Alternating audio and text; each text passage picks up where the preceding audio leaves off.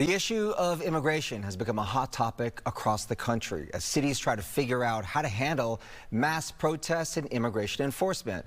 You're looking at video from Washington, D.C., New York, Atlanta, and Dallas. This comes as L.A. has a new curfew in place to stop the anti-ICE demonstrations that are now entering a sixth day.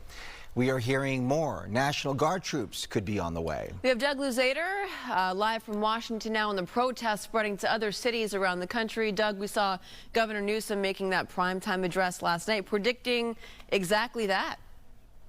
That's right. Really kind of presenting himself as the leader of this movement, willing to take on the president.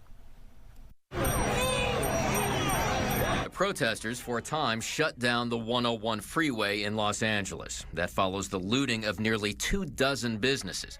L.A. Mayor Karen Bass said it's time to get them off the streets. I have declared a local emergency and issued a curfew for downtown Los Angeles to stop the vandalism, to stop the looting. She has also called on the White House to end immigration enforcement operations. And in an evening address, California Governor Gavin Newsom unloaded on President Trump. Democracy is under assault before our eyes. This moment we have feared has arrived.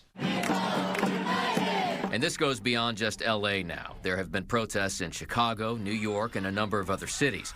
President Trump defended his decision to send in the National Guard in L.A., which has led to the state suing the administration. I want to save Los Angeles, and Newsom is totally incompetent. There was no violence. I was on the street. I know. One Democrat denied the violence, but police have been squaring off against violent protesters for days now.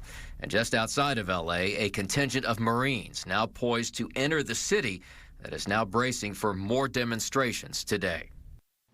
And this morning, Attorney General Pam Bondi said that right now in California, the administration thinks they're in a good position, but she said we're not frightened to do something else if we need to.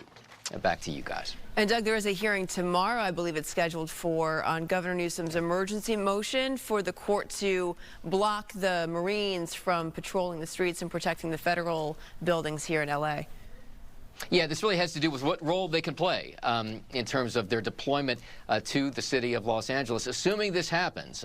You know, and a lot of that may be dictated by what happens on the ground in L.A. today, now that you're emerging from the curfew. And yet you have other states, Texas being one of them, Governor Abbott there saying that he is willing, in fact, he thinks he is going to deploy the National Guard there to help out with protests there. That's right, which is more typical of how these things are done, as you know. It's generally up to a state's governor to determine when to deploy the National Guard. President Trump federalized that process, and, you know, that's part of the legal discussion as well. Yep. All right, we'll see what happens in court tomorrow. Doug, thank you very much. Thank you.